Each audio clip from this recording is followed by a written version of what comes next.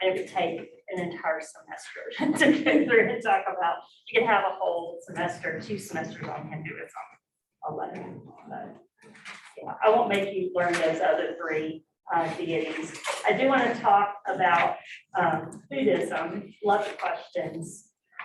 Buddhism is the other religion that evolves from India, and it is an offshoot from Hinduism. If you remember the story from last week, Gautama Siddhartha,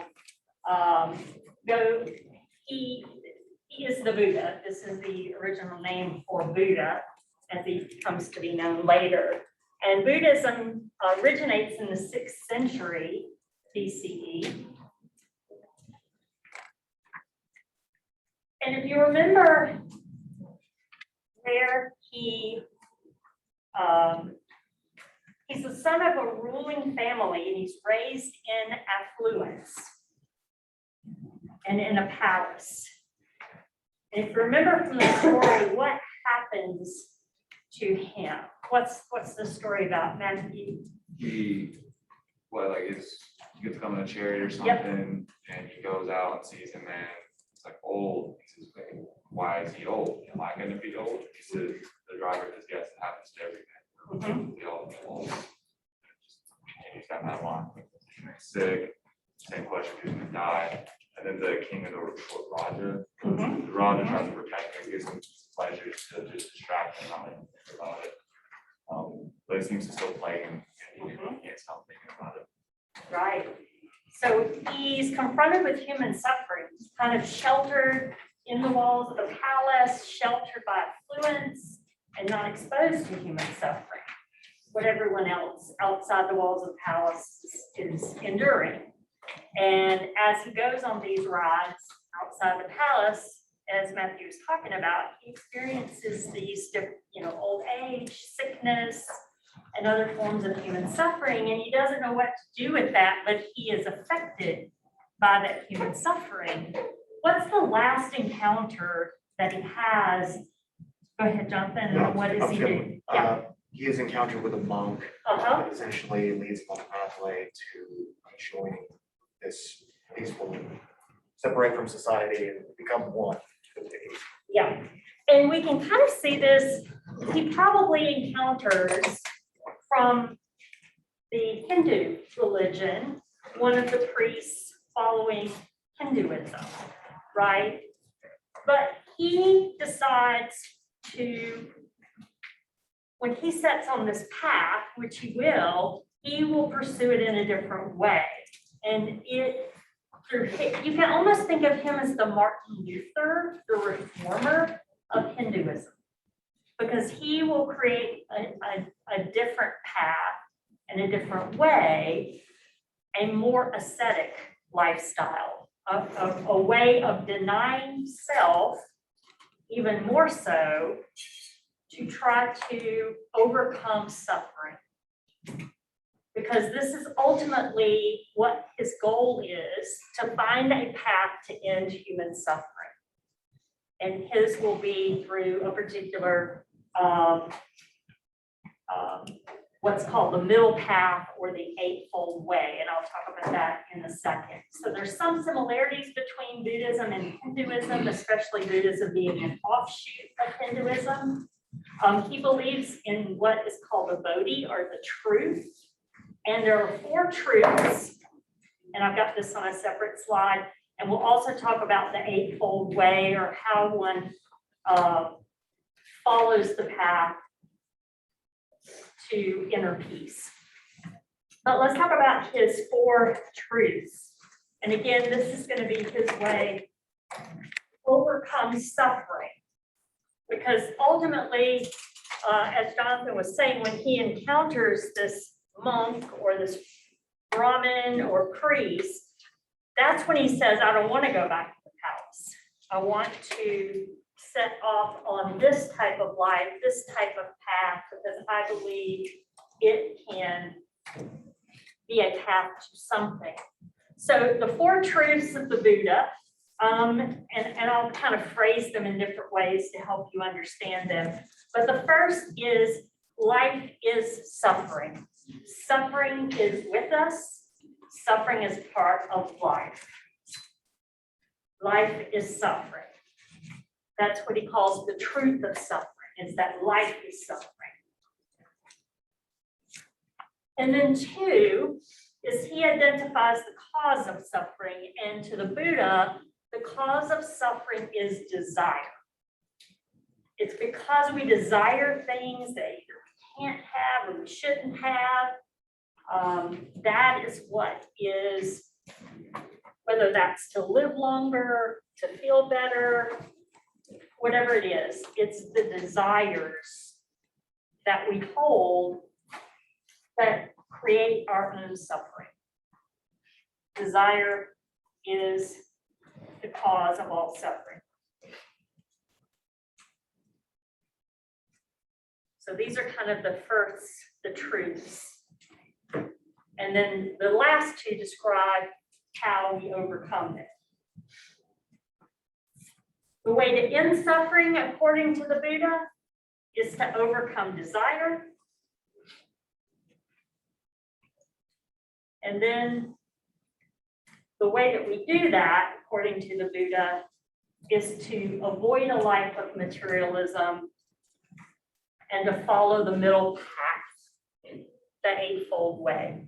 To avoid materialism and to follow the Eightfold Path, or what we call the middle way. And I'll briefly show you the Eightfold Path. A lot of the Eightfold Path has to do with being mindful and intent on what you're doing. So this is the Eightfold Way, or the middle path, according to the Buddha, a way to end desire, which again is the cause of suffering. So you have to have a right view or a right knowledge and a right intention or purpose. A right view and right intention or purpose. First, they kind of go together in pairs by my way of thinking. That will then lead you to having the right speech and right actions.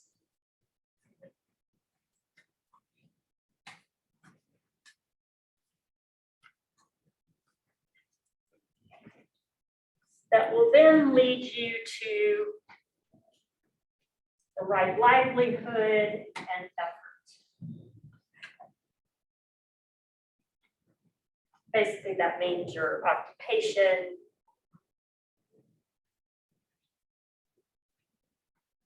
and the amount of energy you put into that occupation.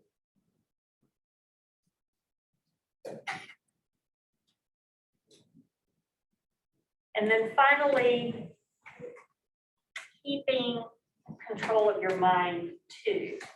A right awareness by maintaining the right meditation, or the right concentration. Go ahead. Wouldn't it be a juxtaposition to have the desire to follow the Eightfold Way? So that kind of like goes in itself. Say that again. Isn't it kind of like a juxtaposition to have the desire to follow the Eightfold Way? Yeah, it is. That is. Yeah. So in actuality, you should not follow it. For the fact being that if you're trying to follow the Eightfold Way, you should not follow the Eightfold Way. I guess maybe they would say that would be, unless it would lead to suffering. That type of desire might avoid suffering. Well, it could lead to anxiety. That's true. Yeah, Yeah. because you're worried that you're not Yeah, following the Eightfold Way. Yeah. Whew, yeah, it's above my It's pay grade. deep. I apologize. No. Great question. I love all the questions. All right, so that's kind of the end for our unit on India, we're gonna switch over into our unit on China, and I'll try to get us caught up with where you read for today. So we'll ease into that unit for the next 10, 12 minutes. Go ahead, John. What was the 8th? Well, the 8th one was concentration or meditation. Yep. Sorry to. No, it's fine. So chapter 3 is China, and then we'll talk about China for the rest of this week. And then next week will be the Greeks, and that will be the first 4 chapters that will be on your first exam. So ancient China, whoops, one slide too far, to show you where the Chinese civilization first emerged, you could see rivers, surprise, surprise.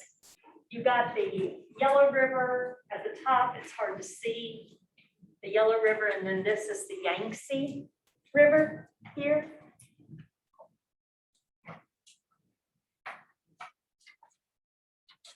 And China is I'll show you another slide here in a second that shows the elevation, but China, like India, is very diverse topographically. Very, very diverse topographically. And you can see the Himalayas right here, all the way at the corner, which again, India is down and on the other side of. Himalayan mountain range.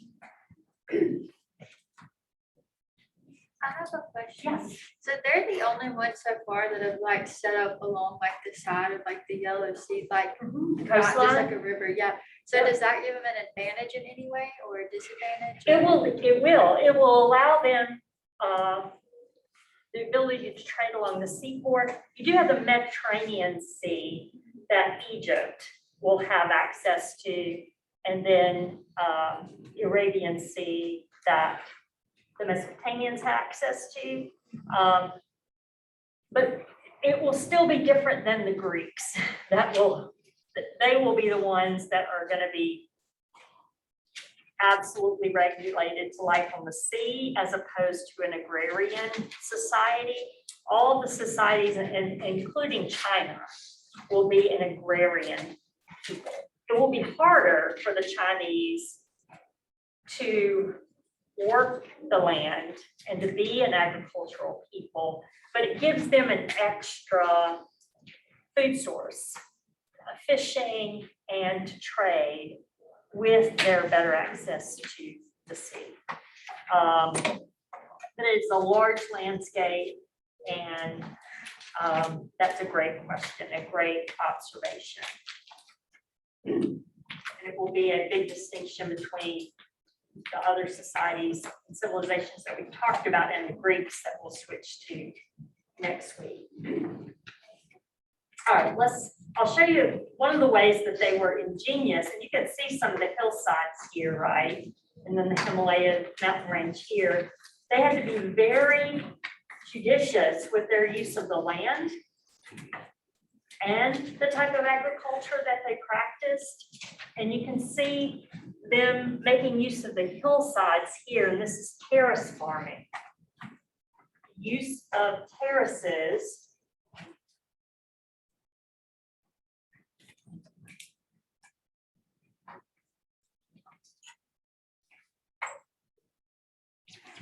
something definitely that the Egyptians and the Mesopotamians did not have to do.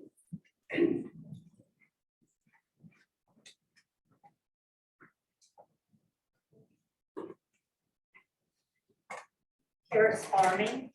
And here's a better topographical map to show you the different elevations that we're talking about. The highest over here near the Himalayas.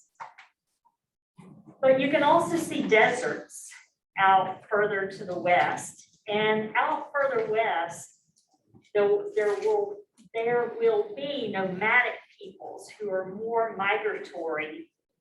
But where you see green, this will be where the earliest civilizations emerge and where China, the early Chinese dynasty emerges. And this is where the farmers emerge. You can see the Yellow Sea and the Yangtze there. But very diverse landscape, just like India was diverse topographically. All right, let's talk about the legendary rulers of China and just sort of what that means. Think of these legendary Chinese rulers as less as physical people that actually ruled China and more as a way that the Chinese people tried to process the emergence of their civilization through a mythology.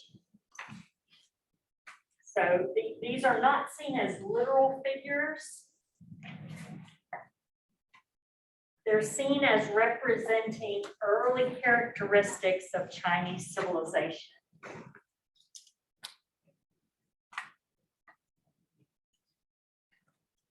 And they represent early Chinese civilization.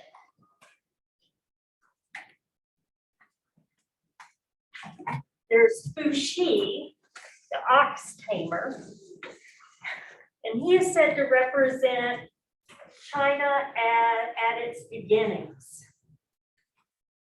As it began to domesticate animals, and he is also said to represent the beginnings of family life. The family in China is the basic unit of society. So we said the city-state in Mesopotamia. We said for India, it's the JT. In China, it's the family, basic unit of society. And he represents that, both the domestication of animals and the beginnings of family life. Shennon, he is known as the divine farmer, who is said to have taught the people the techniques of agriculture. So Fu Shi, domestication of animals, Shennon, the domestication of crops. Again, representing how the Chinese people emerged and grew into a civilization. Some of the main elements of the agricultural revolution, right? This is how they processed it and thought about it through their mythology in China. And then finally, you have Huang Di, known as the Yellow Emperor. He is said to have created the Chinese system of writing and invented bow and arrows. So again, not seen as literal, as figurative. What did you say he did before bow and arrows? The Chinese system of writing, developed the Chinese system of writing. And let me show you how it kind of translates to the three characteristics, the three defining characteristics of early Chinese civilization.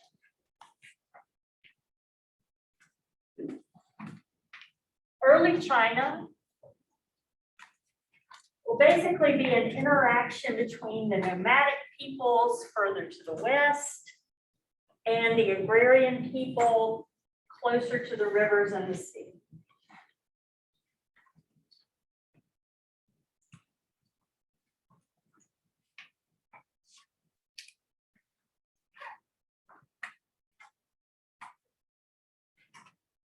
That's one characteristic. Second characteristic, again, the family is the basic unit of society. Represented by Fu Shi.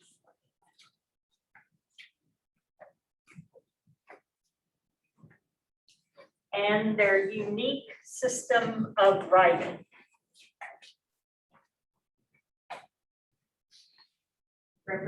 by Huangdi.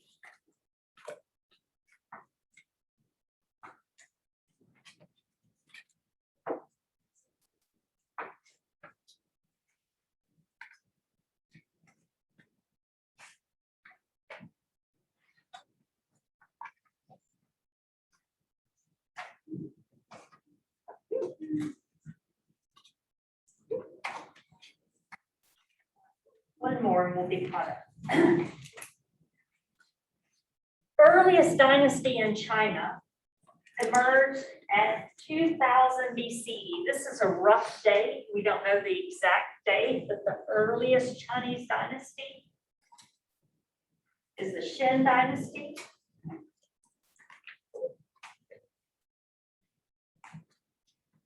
Said to have created or been founded by the Chinese ruler named Yu.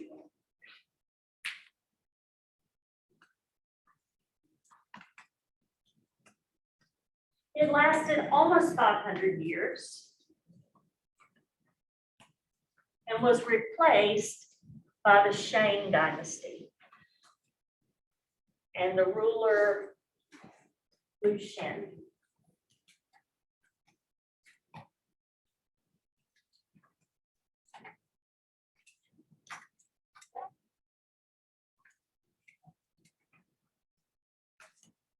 And this is where your readings came in for today.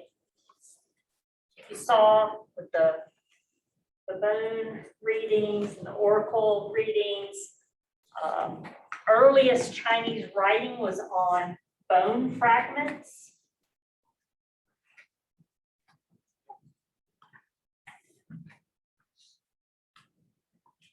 And they also used bones and skulls in their divination practices as a type of oracle reading. They tried to read bones to predict the will of the gods in the future. But writing also on bones, some of the earliest writings in China. Much like in India, they first emerged in terms of political organization by chiefs, and then to kings. They evolved from chiefs to kings. Bear with me a second. And then these kings, though, were considered to be not divine, not like the pharaoh, but very similar to like the rajas and the maharajas in India or the kings of the city-states in Mesopotamia. They were ruled by divine right, were God's intermediaries on earth, right? And you can see it by the Chinese character for king. This is the Chinese character. And the king was seen as being the intermediary between God or the gods and man, represented by this symbol, the king acting as the intermediary. Okay, all right, don't forget, you've got a quiz for the readings on Wednesday, and then we'll talk about religious beliefs.